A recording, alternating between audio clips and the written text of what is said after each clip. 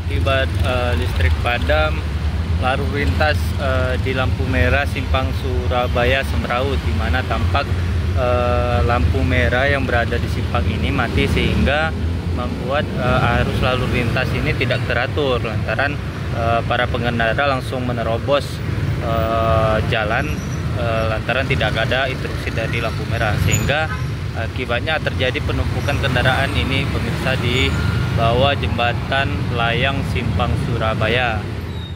Syederalun akibat listrik padam membuat lalu lintas di lampu merah simpang Surabaya mengalami kemacetan panjang pada Senin 29 September 2025. Kemacetan itu disebabkan lampu merah yang berada di kawasan tersebut tidak berfungsi sejak pukul 16 waktu Indonesia bagian Barat.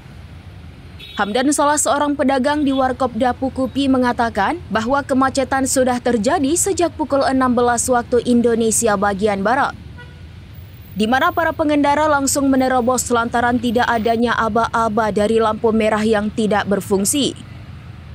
Kemacetan itu diperparah lantaran kondisi sore hari saat jam pulang kerja. Kendaraan banyak menumpuk di bawah jembatan dari arah simpang Jambotape dan dari arah Batoh.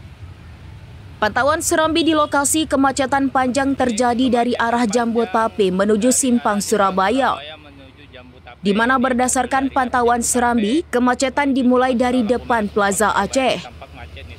Dari arah sebaliknya juga mengalami kemacetan serupa. Hal itu diperparah lantaran di bawah flyover simpang Surabaya tersebut tidak ada petugas yang mengatur lalu lintas.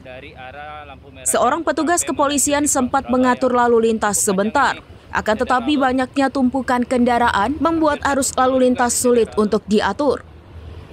Bunyi klakson dari kendaraan roda 2 dan 4 di kawasan tersebut menimbulkan keributan di jalanan. Saat ini menurut pantauan Serambi, kemacetan masih terjadi dan semakin panjang. Kendaraan tersebut banyak menumpuk di bawah flyover simpang Surabaya.